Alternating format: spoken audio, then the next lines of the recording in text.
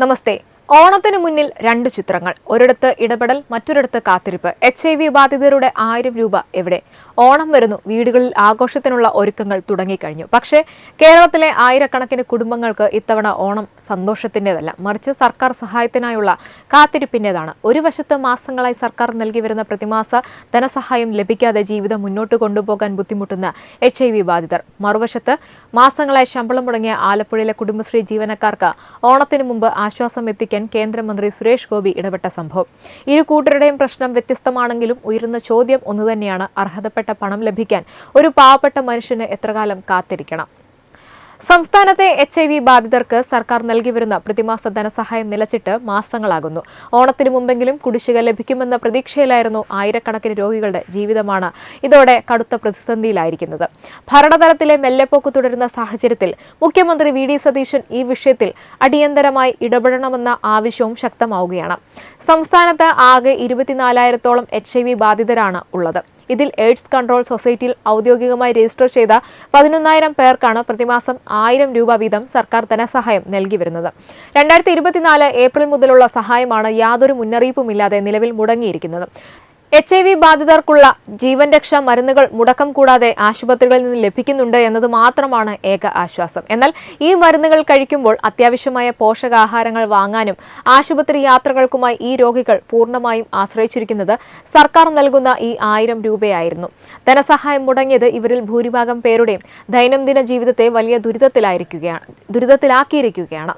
കഴിഞ്ഞ വർഷത്തേക്കാൾ 52 കോടിയുടെ വർധന. കഴിഞ്ഞ കുറേ മാസങ്ങളായി മുടങ്ങിക്കിടക്കുന്ന ധനസഹായത്തിന്റെ കുടിശ്ശിക തുക ഇത്തവണ ഓണത്തിന് മുമ്പായി ഒരുമിച്ച് കിട്ടുമെന്നായിരുന്നു ഈ നിർധനരായ രോഗികളുടെ വലിയ പ്രതീക്ഷ. എന്നാൽ ഓണം പടിവാതിൽക്കൽ എത്തി നിൽക്കുമ്പോഴും ധനവകുപ്പിന്റെ ഭാഗത്തു നിന്ന് അനുകൂലമായി യാതൊരു തീരുമാനവും ഉണ്ടാവാത്തത് ഇവരെ കടുത്ത നിരാശയിലാഴ്ത്തിയിരിക്കുകയാണ്.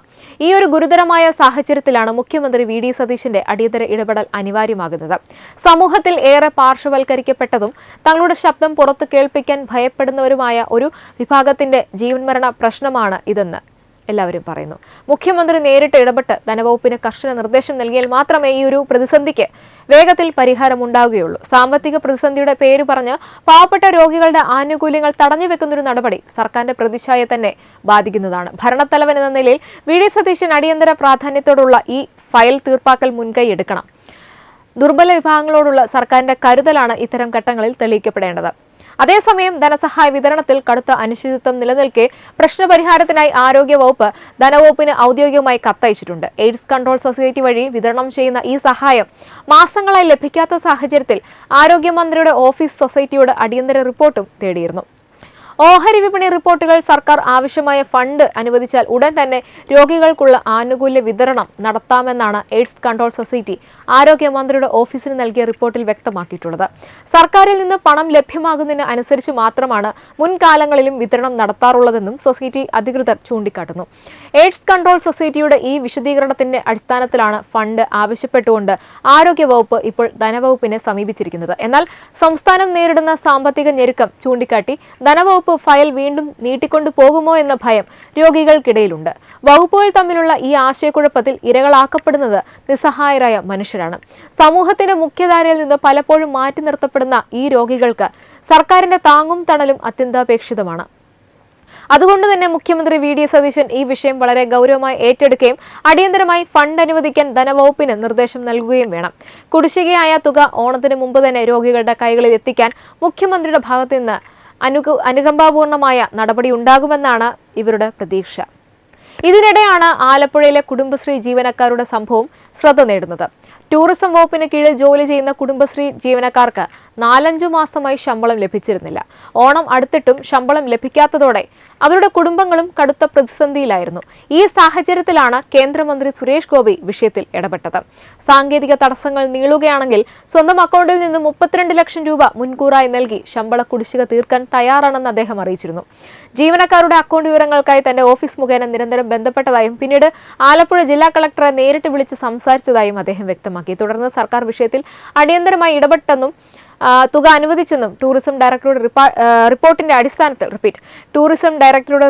അടിസ്ഥാനത്തിൽ ജീവനക്കാരുടെ അക്കൗണ്ടുകളിൽ പണം എത്തുമെന്ന് കളക്ടർ അറിയിച്ചതായും സുരേഷ് ഗോപി പറഞ്ഞു. അതെ, കേന്ദ്രമന്ത്രി സുരേഷ് ഗോപിയുടെ ഇടപെടലിൽ ആലപ്പുഴയിലെ ടൂറിസം വകുപ്പിന് കീഴിലുള്ള കുടുംബശ്രീ ജീവനക്കാരുടെ കൈകളിൽ ശമ്പളം എത്തിയിരിക്കുകയാണ്. മന്ത്രി തന്നെയാണ് ഇക്കാര്യം തന്റെ ഫേസ്ബുക്ക് പോസ്റ്റിലൂടെ അറിയിച്ചത്. ആലപ്പുഴയിലെ ടൂറിസം വകുപ്പിന് കീഴിലുള്ള കുടുംബശ്രീ ജീവനക്കാർക്ക് കഴിഞ്ഞ 4-5 മാസമായി ശമ്പളം ലഭിച്ചിരുന്നില്ല. ഓണക്കാലത്ത് അവരുടെ കുടുംബങ്ങൾ പട്ടിണിയിലാകരുത് എന്നൊരൊറ്റ ഉദ്ദേശത്തോടെ സാങ്കേതിക കുരുക്കുകൾ നീളുകയാണെങ്കിൽ സ്വന്തം അക്കൗണ്ടിൽ നിന്ന് 32 ലക്ഷം രൂപ മുൻകൂറായി നൽകി ശമ്പള കുടിശ്ശിക തീർക്കാൻ താൻ തയ്യാറായിരുന്നുവെന്നും സുരേഷ് ഗോപി തന്റെ ഫേസ്ബുക്ക് കുറിപ്പിൽ പറഞ്ഞു.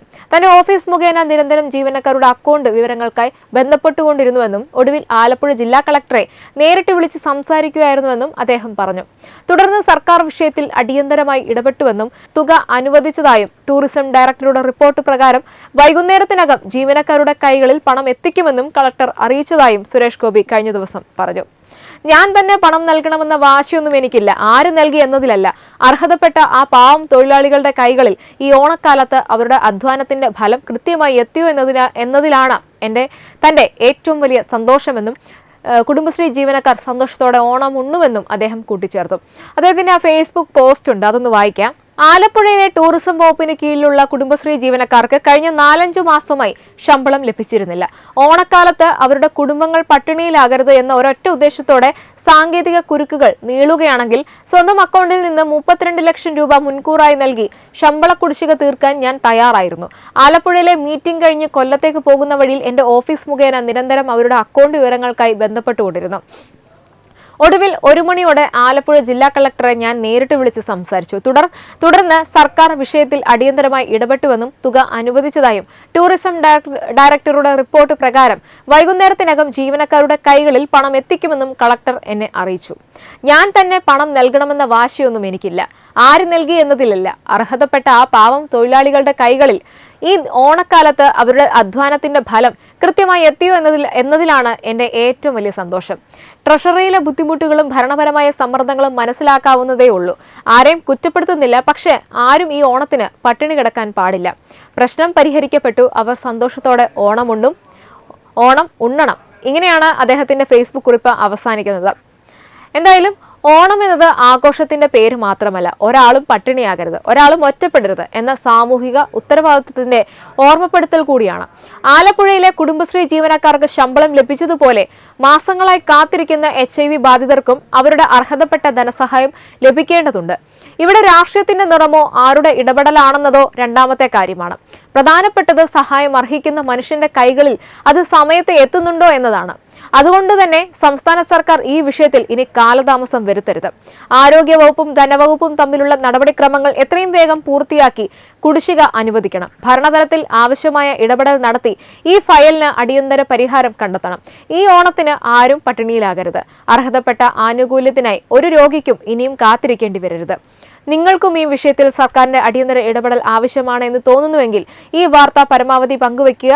ശബ്ദമുയർത്താൻ കഴിയാത്തവരുടെ ശബ്ദമായി ഈ വിഷയം അധികാരികളുടെ ശ്രദ്ധയിലെത്തിക്കുക. ഈ വീഡിയോ ഇഷ്ടമായെങ്കിൽ ലൈക്ക് ചെയ്യുക, ഷെയർ ചെയ്യുക, ഒപ്പം നിങ്ങളുടെ അഭിപ്രായങ്ങൾ കമന്റായിട്ട് രേഖപ്പെടുത്തുക. അതുപോലെ തന്നെ നമ്മുടെ ഈ തത്വമയി ചാനൽ സബ്സ്ക്രൈബ് ചെയ്ത് ബെൽ ഐക്കൺ അമർത്താൻ മറക്കരുത്. Web desk Tatwamayi news.